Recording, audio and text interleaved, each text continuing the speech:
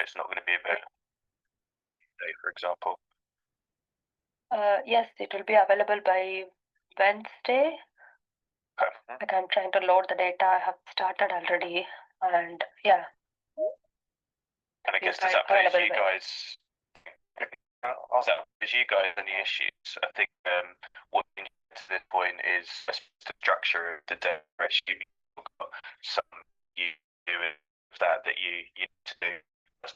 Up is it? It's obviously call out.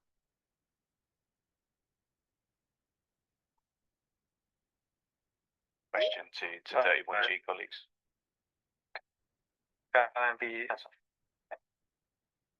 So my question was earlier that is it gonna be like an incremental good, or is it gonna get the data like a one-time thing? Like I'm trying to load the data for 2025. So from Jan to June. And will it all be in one go, Niv? Like, will it be basically nothing there and then all of the 2025 data will be there, or will it kind of slowly come through and you'll get month by month or something? No. It will come like in one go for all the tables. Like. Okay. So for example, I have completed case table now, so you can have a look like that is the main table, like how the case is coming in and. Okay, so they can start having a look to table by table basis. Yeah. Okay. Is any way to tell 31G? Yeah. Go ahead. No, sorry, I think I got a delay on my end. Is any way to tell 31G like, oh, these tables are now available, have a look, so they can start having a look. For example, if you take a case, at least looking at that. Yeah, that'd be really helpful if possible, Niv. Just when you've managed to do tables, letting the guys know, just so they have something to look at, if you don't mind. I think even in that Teams chat, if you just say, yeah, this table's been loaded in now, then everyone can see that. Okay, yeah, I'll do that, yeah. Brilliant. That would be nice. And what about the historic data earlier than the January 2025? Any tentative date on that?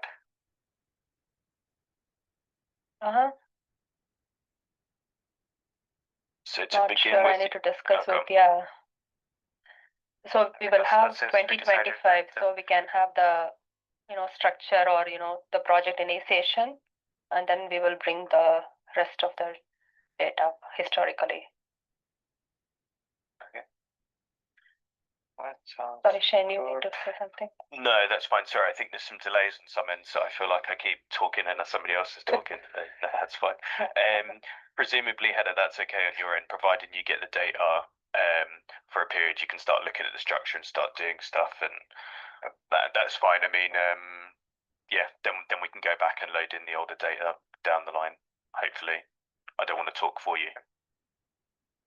That sounds good. We just need a common data time period for all the data sources that you can get. Brilliant. All right, so the extra data availability is sorted, and then coming to the next one, that is the common key definition and the workflow. Basically, the UUID thing that we discussed last week and possibly this week as well. It was discussed. So, any update from you guys on it? I think no. The last.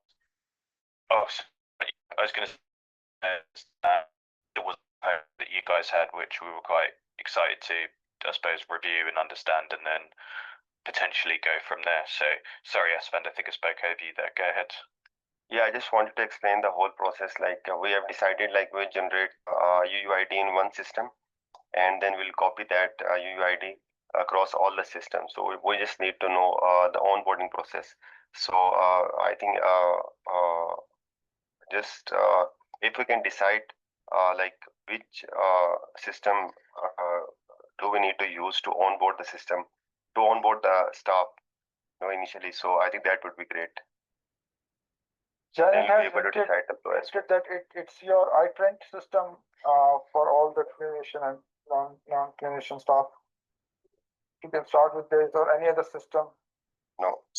So if I may, let me be clear with my understanding, and maybe this will help clarify some things. All of our staff and independent contractors who utilise Sedastra that we need in terms of all the reporting are stored in RotaMaster. That is, in essence, the definitive gold standard of where every single record, both permanent employee and independent contractors, are located.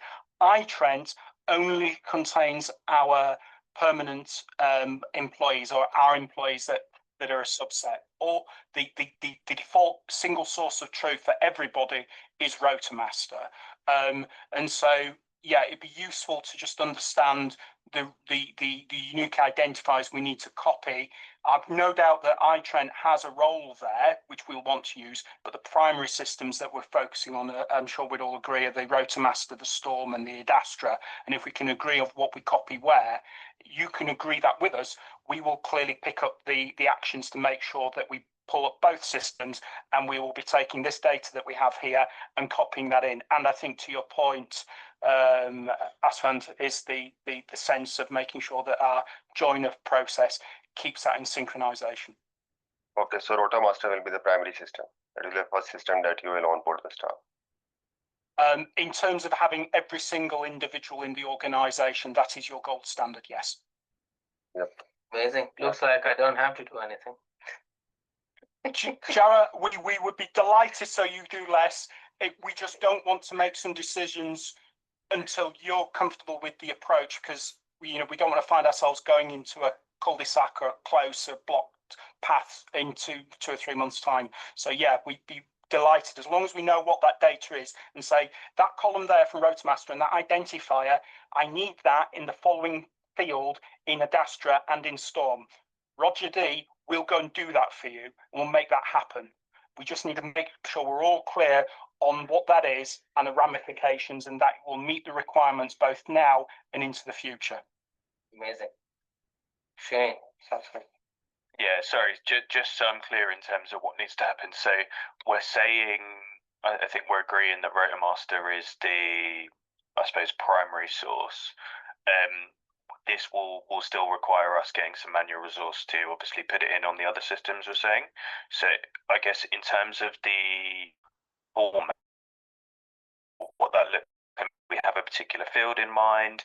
Is that still up for discussion? I just want to be really clear, I suppose, where I'd like to be ideally by the end of the day today is me and Nigel are saying we need this resource and we need them to put this field into this box on Storm, this box on Adastra, and well, potentially not on RotaMaster if it's already there, or if it is on RotaMaster, then we'd put it in a relevant box. So are we clear on all of those points at this point? Because I'm not, but that might be my misunderstanding. no, it's a very valid question. I have used in my diagram a universal identification, which is normally every system provide. I am not a RotaMaster expert, so we need to see what that is, because each time a system creates a record, it generates a unique identifier. So if we have schema in front of us, we can clearly see which field that is. And if we run a SQL query on that system, it will tell us which field that is, unless it's already there as fund. You have. Yeah, there is a person ID. Yeah, and that's the one that I thought we would be using. It's unique identifier, unique to RotaMaster. I think it's just an incremental integer when you create a new record in RotaMaster. It is unique, and therefore my understanding is we could use that elsewhere, and it identifies every single unique record in RotaMaster. And if we store it elsewhere across Storm and Adastra, that would be my understanding. Yes, we understand that there will be other unique identifiers in RotaMaster, dependent on roles like GMC number and professional registration number, but I would have thought and assumed with my background that unique identifier from RotaMaster, that person ID, would be suitable. Again, I wasn't going to make that judgment until you guys have said, yeah, we're happy with that.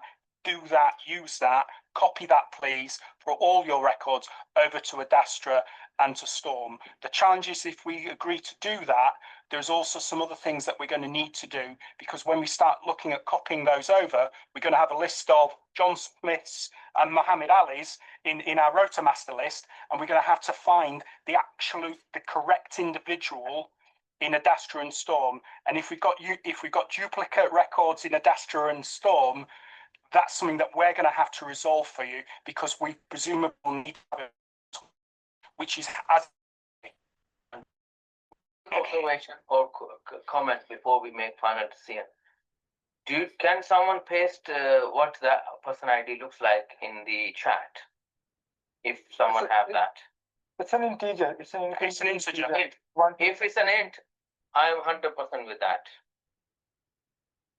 Yeah, it shouldn't be a string where we're joining on. So if it's an int, I am 100% for that. And if we're copying it over into Storm and Adastra, the understanding I would also have is, are we copying it to a place that we can get access to via the SSIS reports? And is it a location that we're all comfy with, whether that's person ID or some registration? Because I think there is a place in Adastra where you can put a professional registration in. Well, we're not going to use that, I believe. We're wanting this in the person identifier. So we just need to make sure that if we're putting it in that place of Adastra, can we get to it? And does that cause you any problems in terms of all the other work you're doing, pulling out stuff from Adastra and linking it together with RotorMaster and Storm? Because it'll be a custom field. Either we can use a custom field, or we can use an existing field to copy our data. There is a person, as I understand it, Shane, and Shane probably put his hand up because he knows where it is, because he knows Adastra. There is, I think, a person identifier field. It's just, as I understood from Jeanette, the way that the tables linked in Adastra was a bit, it wasn't as straightforward. Shane? Yeah, do you mind if I bring up something? Show us. Yeah, sure, go ahead. And I appreciate you may not have obviously had the chance to go through all the Dastra data, but the easy place, and I appreciate what's easy isn't always possible, that was in my mind is just this external ID. We're not using it for anything else at the moment. So Happy with that. I just want to, if you can check that it's included within the SSIS package that you're getting. I say the only, I know there's been a few conversations about this. I know you guys have obviously looked at the data on Storm. Did you have a particular field in mind to use there? Because I struggled a little bit more there, and I don't know, do we need to have a bit more of a discussion with Storm on where we can put that, as well as obviously the other queries that came up from the call on Monday? If you share the same kind of screen, if you have access to Storm, Yeah.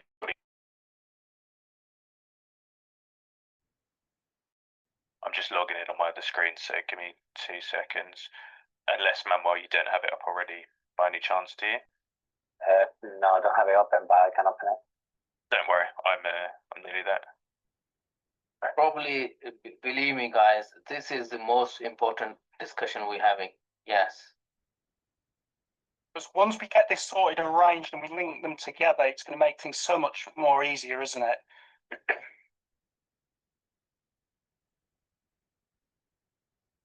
You guys see my screen again? Yes, we see. Yep. Right, so when I've done a review of this previously, I suppose it's not necessarily as simple. So, well, you've got these personal details here. We're not really using the work email box, but do we want to use a work email for this? Yeah. Probably not. Can you click on extended details? Yeah, I'm sure there was a. I'm sure there was an. Maybe if we put it in, maybe miscellaneous 1 or 2. Yeah. Yes. Are you able to check if you guys have access to that within the Storm API? Yeah, is that exposed on the API? If you scroll down a little bit, Shane. So, I thought there was. see the password. This is all stuff to do with the call. There was these, but I don't know, can we leverage something else when we're not necessarily using this? Because I did find that you've got account IDs, but I didn't want to cause any problems there. But yeah, there's not really anything else. How interesting.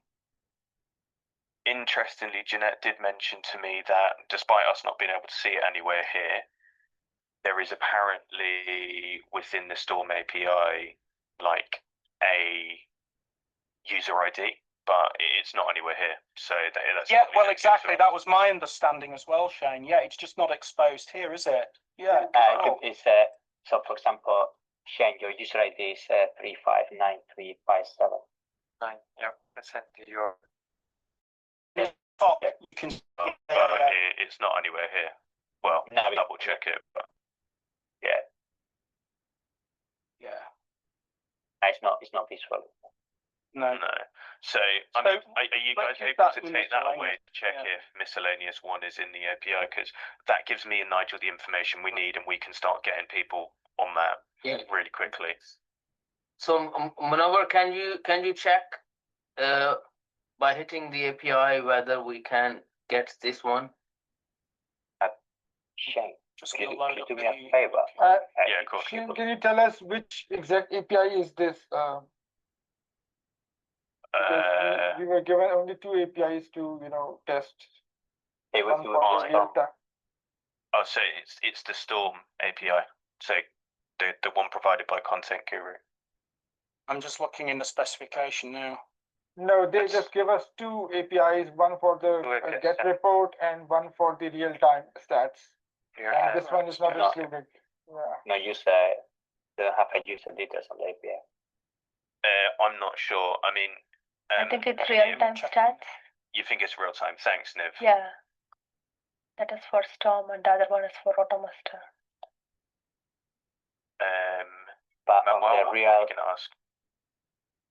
no, I mean, I'm curious if on the real-time stats, the user details would be full, or just like some really basic user details, not like a full. No, I was wondering if you could search by ID. So if you copy your ID, As in here. yeah, can you search the ID somewhere? So if you go to the user,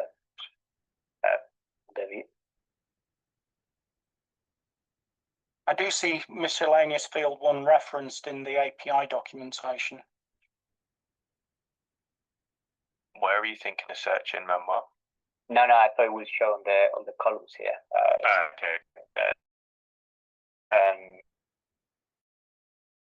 If you're gonna look for the user 1, 2, 3, 4, I would like to be able to search on the web interface for that 1, 2, 3, 4. You know what I mean? I don't want to be like, I don't know, exporting users on a CSV to then find it, and then. But I guess we can find the username. Yeah, I guess it's just already back to Rotomaster. Yeah. Again, you need to check.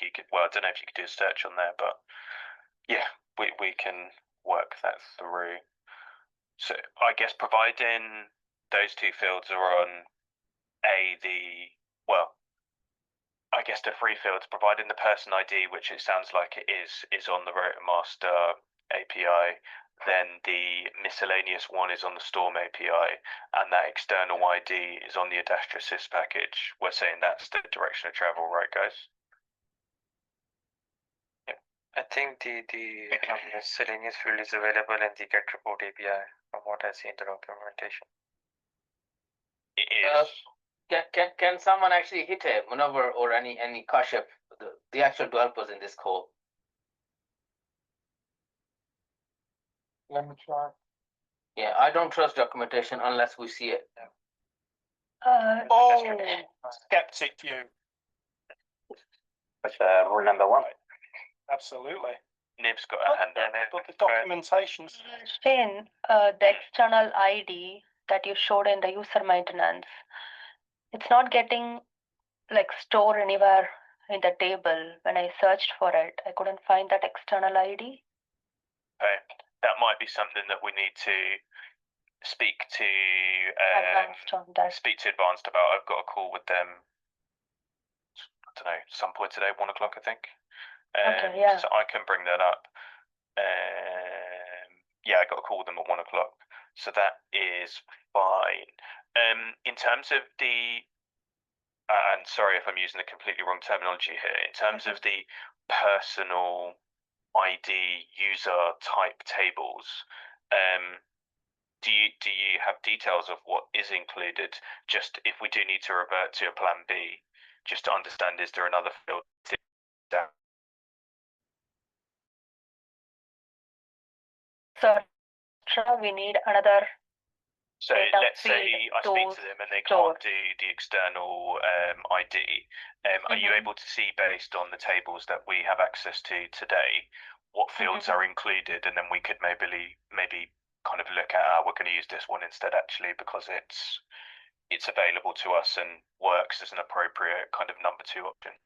Agreed. You know, if it just says custom field A, or even if it says something else, at the end of the day, as long as we feel that we can utilize it and it's not going to be deleted and it's accessible, you're right. That's a reasonable approach, Shane.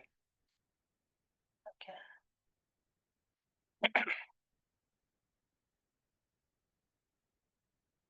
Any luck maneuver on getting the API?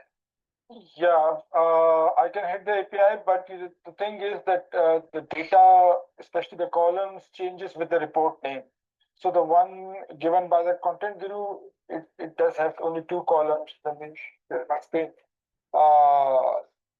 So we don't have miscellaneous here. And if I use the report name given to us by Janet, it has some more columns, but still that field is missing. If you can see my screen. So, you know, the columns changes with the report type actually. So we need to see in the so we need to add that field raw into data the report. Yeah, just yeah. What happens if you add it in? Will it return?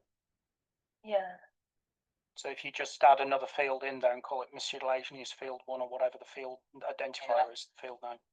In this particular report. Yeah, just smack it in there and see if it comes back with an error. Presumably, if it can't find it, it'll go, sorry, can't find that. Also, for my knowledge, Munawar, and forgive me for that if I don't understand, but there are some raw APIs we also run, not just the report APIs. Can you run one of those and check whether you get the data or not? For the raw data? Yes. No, for the storm, if you can see my screen, we only given these 2 API. One for the historic reports. This is the get report, and Telling about he was reading from the PDF. Yeah. Can Do you guys want to come back to us on that then, and we can reach out to Storm as well. I'm trying to follow up with them. Just if you want to let us know, because I think what was being displayed on the screen is like custom reports. Yeah, I think so. So you know, that's what I've seen. Yeah, exactly. So it totally depends on the report type. If the report includes that field, maybe we can have it. Based on this, it looks like it's within there, and I suppose we can ask for that field to be added in all the reports. I thought we add ourselves in reports. No, Niv can add it, and we can. Yeah. Janet.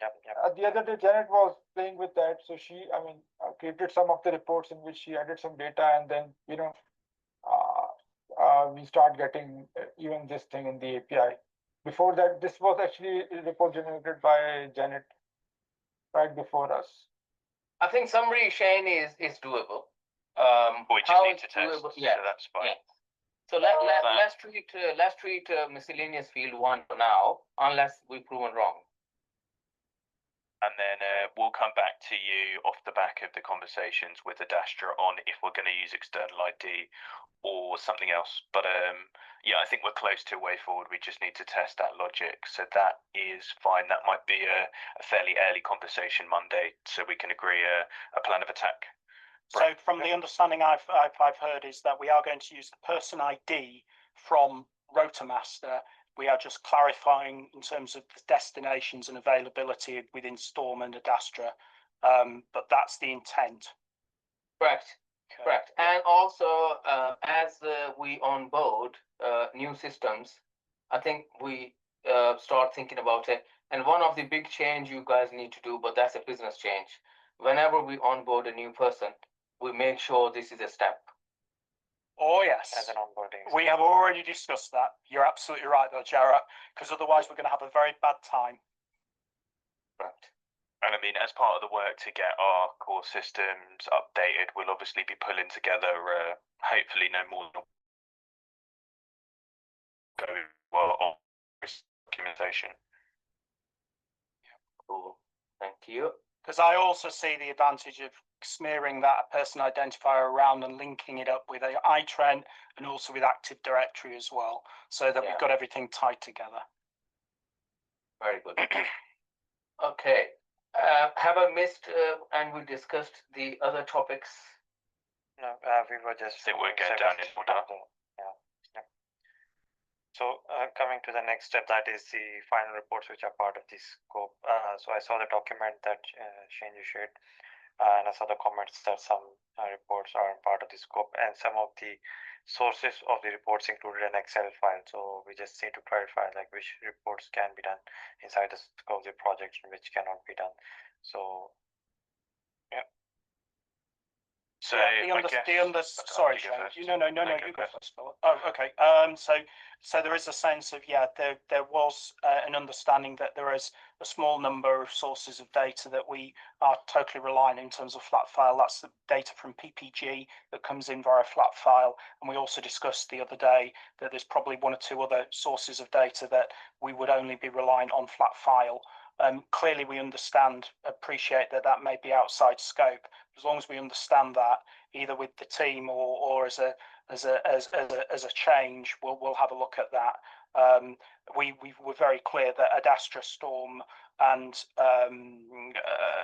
Roadmaster were the three primary sources of data. So if we are scope creeping into, we will have some flat file processing from other sources. I do appreciate that we just need to understand what the implications are in terms of any additional work, and understand that in terms of timescales, and understand that in terms of any additional cost. Yeah, I think for me, if we share that what Shane sent, if we share that Excel sheet, Yeah. you know what, guys, a lot of these reports, and I use the word a lot in data world, and that's human middleware. A lot of these reports, if you see, most of them, out of 65 reports, I think I checked, half of them say out of scope, and even which are in the scope, they reference an Excel file, which normally does not talk about a source system, which tells me it is probably some Excel file which has been hand cranked and been put in to do the reporting. Obviously, we all did that. No one can get rid of Excel forever, but there should be a governance plan for that, I think. And is there a sense from you, Jared, that for everything that says Excel file, we just need to be very explicit of where that's coming from? Because for some of these, there may be a sense that they're all coming from the single PPG Excel source that we've discussed, and therefore it may be not necessarily a major issue. But if there is Excel sources across 20 Excel sources, that's going to be a bit comedic and unreasonable. It's not even that. I mean, for me, ingesting Excel files is a big change. We can do that. The governance of those Excel files is a problem for me. Yeah. In other words, when you say the governance, the consistency, the formatting, the agreed processing of that, and the regimentation. Yeah, and we can discuss that, and we would appreciate that any risk associated with that would be documented and be owned by ourselves. At the end of the day, we're relying on third parties in the most sense to send over Excel files that are consistent, and if they're not, then they can't be processed properly, and therefore the risk is ours. Okay. For example, let's take one example. So, sorry, Shane, just last comment. Let's example, which is the first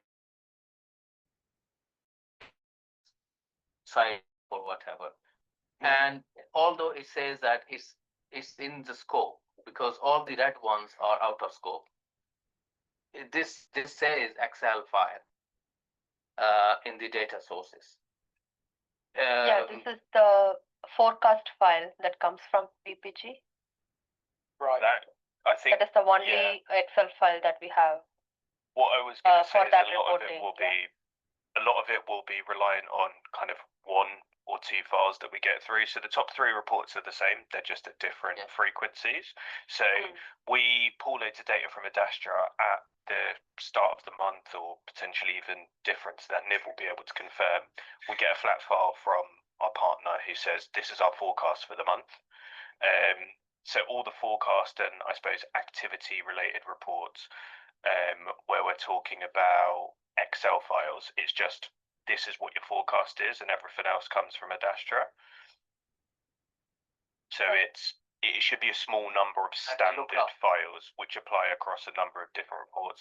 We can get an example of that as well to see if we think there's any issues. But Niv, am I right in saying that it does come in a kind of standard format with whatever regularity it does? Like we get it in the same format, and if that needs to change, we can have that conversation. And by the sounds of it, that's not a file that's transmitted every hour. That, as we've just alluded to, especially in that PPG cases, it comes in at the start of the month, it's processed once, and then that data is used during the month. That's the understanding. It's not that it's multiple processing every single day. Is the formatting same for all the SITREP files? No, I think different types of report, a combination. Like first, I can see first 5 or first 4, they will have one Excel file, and then if you go, OH will have the OH SITREP report will have another. It's a different grain of Excel data file for the same data. But we can try and do some work to make sure it's aligned. I mean, it's not that many fields, so the effort to make sure that it's relatively uniform shouldn't be that great. The way the forecast data generally presents is you've got the dates across the course of the month, an hourly breakdown, and then a count of how many calls you expect. So it's not like it's, I don't know, 15, 20, 30 column headers of data. It could be as small as kind of 3, 4, 5. It's fairly standard. And so from my perspective, Shane, is that a sense of we'd want to just send our 31G friends just an example of that if we haven't already? Yes. Yeah, we can do for sure. Because that might look at is how closely our forecast that we do ourselves, which is why there's a slightly different one referenced on reports 12 to 14, because we do a rain for Northwest London out of hours, as far as I understand. Yeah, we're just trying to align that format, but we can send examples for sure. Please send all of the Excel files as well, so we understand. And then Nigel, we can talk about how we treat that as a change request or whatever. I'm not bothered about that. I'm just bothered about the governance of these things rather than I agree. Yeah, and we are too, and therefore it's going to be really useful that we make sure we understand who is owning that governance, and we're all very clear on this. That's helpful. And what's the logic of saying this is out of scope? Is that Excel file in this case, because we are ingesting Adastra, I'm talking about row number 10 or report number 7, which is red, and it says this is out of scope. I can see the only difference in here is an Excel file because we are ingesting Rota Master and Adastra. Yeah. I zoomed in. Sorry, I'm trying to look at that column now.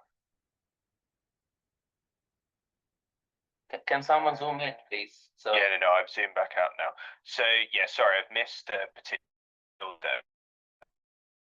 in the sources for that one, but in essence, my expectation in terms of where we've got things that are out of scope was referenced in the fact that we do actually pull some data into these particular reports from sources that aren't included in the scope of this project. So I think we spoke about this before, but let's say that particular report might be a slide deck of, I don't know, 15 slides. It may well be the case that Adastra, Rotamaster, and Storm provides data for 11 of those 15 slides, and then we get our governance team or whoever it is to drop in information about our patient safety incidents, which isn't in the scope of this. So I've included those on here to say this is what's in the report, but we don't necessarily anticipate all of it being able to be pulled through in the scope of this project. We know there's manual work that's required at the end. Understood.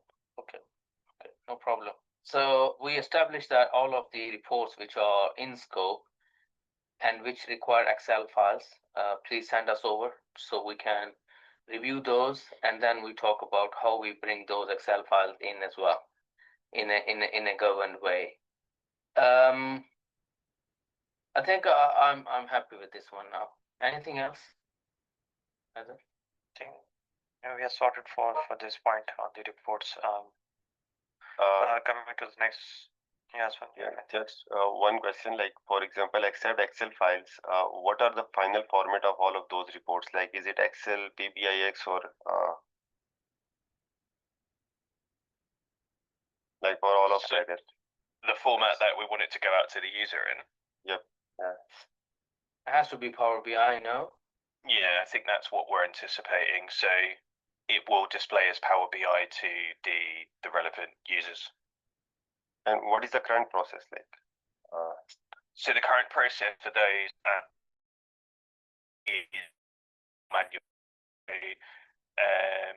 Well, sorry, no, not all manual. I'm talking at slightly cross purposes. Niv, do you want to just give the details around this? I was talking about the hourly sit reps that we do and whatever else, rather than the sit reps that get sent the day after at the moment for the different services. Like hourly sit rep is, we have set it up in Adastra, like they can run it hourly. Oh, no, sorry. So, you know, the sit reps that are referenced, the top 3 on the report there? Yeah, that is What's your daily. process for putting them at the moment? Yeah, for example, NWL CAS sit rep that I do daily is Adastra, like from Adastra, I'm going to get 4 or 5 reports, and the monthly file for forecast will be there already. And I get that report from Adastra, put it in respective LAN locations, and we have a Power BI dashboard for it. And I'm going to refresh it to show the previous day, and I'm going to publish it. And but we are sending the, like, since we don't have, it is going to our partners as well. We are sending it in email as a PDF file. And for our own consumptions, we have it in Power BI dashboard. I think having it in a Power BI dashboard is the end goal. Yeah, that's fine, but I just we are looking for a Power BI dashboard, yeah. Yeah, look into the logic first, like how you are going to create and what are the formulas that you are currently using to create this report. So not just this one, but all of the reports. So if you see the data source in all of the reports that we need to look into, how many number of tables that you are using from the Dastra data source? Because I have seen the schema. I think there are more than 600 tables in the schema. So can you get the list of the tables that you are using so we can just hit the required one? Yes, I can give you an example of call log file. And for example, I'm just going to look at case table, patient table, and for a consultation table. These are the 3 main tables.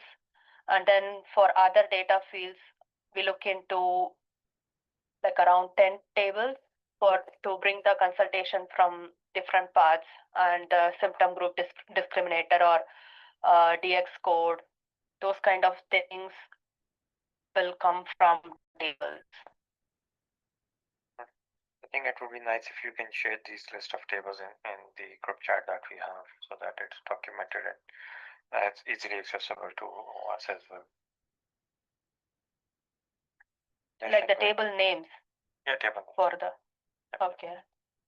Is there anywhere that we have them, I suppose, referenced easily, Niv? I'm just conscious it might be quite a lot of work to go and look through. I don't know whether it's within the PBX files that we have for the Power BI dashboards.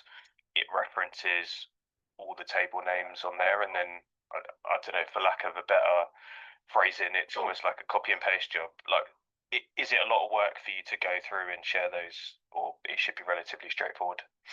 It is going to be a task because like in Power BI, we are storing the result set of the report, the report, and then showing it in the dashboard, not from the raw data itself. So, like, for example, what we have, Adastra, they are sending hourly data feed. That is the raw data. And then we have our own procedures written to get the call log report. So that will be put into a different table, and that table is utilized in the Power BI dashboard.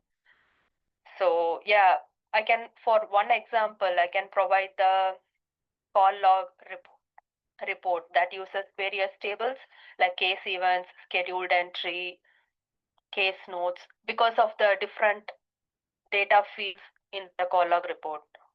Or is it okay we can reduce the data fields coming from that call log report? Yeah, except can you please share with me that SQL query or any DML command that you're using to pull the data actually from the raw data from Destra? Yeah, I can share you one example call log report. Okay.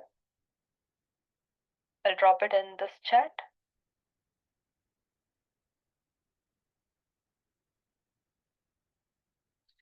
I guess it's the ask there down the line. We're obviously relatively soon going to need to share the SQL queries that we use for basically all the reports. Yep. Yeah, I think that would be helpful. Yeah, that's basically how we're gonna make the reports in the code layer. Is there anything else from your side on this? No, I think good to go for now. When we will stop, table names and this data, then we'll look into it.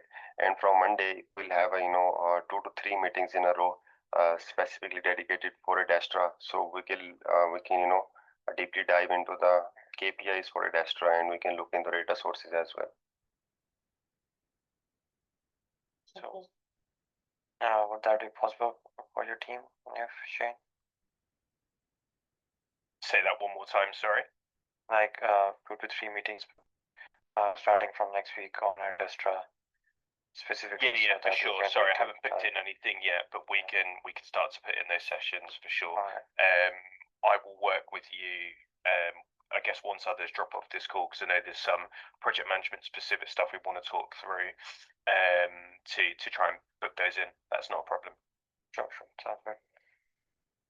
All right, moving forward, next one was the PPIX files for all the reports. So Aswan, are there any specific the PPIX files you're looking for, or in general, we need all the PPIX files? No, definitely we need all of the PPX files that they have already created. Because I exactly don't know after looking into this report, like how many of them have PPX and which of them are not. So, okay. I guess with regards to the PBIXs, I think Jeanette was having some issue being able to access the area to actually upload them. I think she did have access and she didn't have access. Yeah, it would be good just to try and get that popped up. You've provided access again? I did provide it to, when I saw it, she did add the edit access, and then I provided you and David the access as well. So maybe you can try uploading them.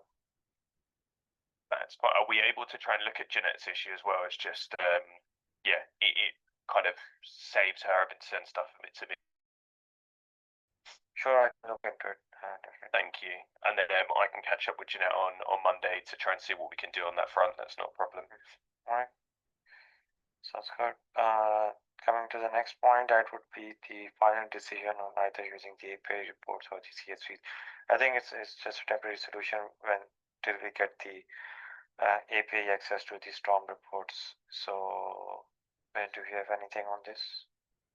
Aswan, you want to add anything? No, I think we are looking into the feedback from Storm. We already had a meeting with Storm. But yeah. I need to follow up with them. So I know we raised some queries with them on Monday. I will try and chase down someone over there today to see when we can expect to hear back. And I guess if it's a case that we're going to hear back next week, then we wait. If it's a case that we're not going to hear back for much longer, obviously won't be happy to hear that, but maybe we explore other opportunities. Okay, sure. And then I think the next part also relates to the Storm follow-up is the timeout issue while calling the data via the API. So which I think was also flagged with them on Monday, as far as I understand. Yeah, so I think Jeanette has flagged that, and she'd asked me to follow up with our account manager there, of which I've got a note to do that today. So I will let you guys know as soon as I hear anything. You guys will be the first to hear. Perfect. Good. And I think all the points. Guys, if you have anything else, please go ahead. No, it was fun. Naila, Kashi, if you got some things. I think we are covered for now. Nev, Natalie, Shane, Nigel, anything from your side? The given topics. Nothing, I suppose, well, nothing that requires everyone staying. It was just for me and Nigel to catch up from a project management, project plan, all that kind of perspective. But I see Asfand has his hand up. Asfand. Yeah, so I'll share the flow for adding a unique identifier.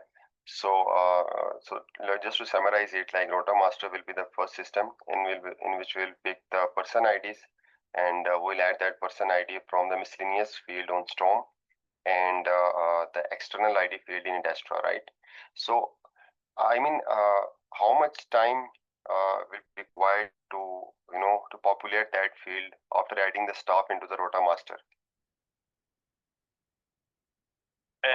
We need to obviously agree the fields, and we could probably do some sort of ballpark estimate of how many people are going to be impacted. But I would like to think, providing Nigel and I can get the resources agreed by the wider business, then we should be able to get that done within like a week. I think it's going to be someone doing manual data entry for I mean, it's several hundred of records, but it is going to be, my concern, as I mentioned earlier, will be, oh dear, we've got multiple records, or which is the right record. That I think might be the issue, because having two systems of here's the listing here or the spreadsheet, and here's what we just need to add in, it should be a case of click, save, next record, click, save, next record.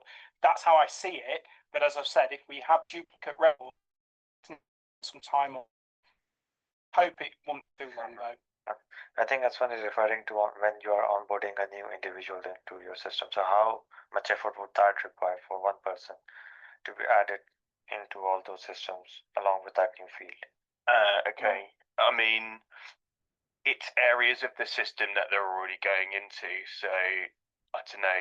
I might be slightly oversimplifying it, but I'd suggest it's probably like a minute and a half more per user, and we're not adding like hundreds of users a week. We probably have, I don't know, on kind of busy weeks you might have 10, 20 new starters in a week. Other weeks you might have one or two. So yeah, it's not kind of crippling to the business that we've got 90 seconds extra per person. This isn't something that needs to be automated. I mean, other organizations, an integration engine and link it. No, this is something that should be manageable. I think that answers your questions. Yeah. Alright, I guess then that would be also Shane and Nigel and myself will be in this call list. Thank you very much for joining. See you later. Thank you. Cool, thanks. Bye-bye. Thanks. Thanks all. Guys. Thanks.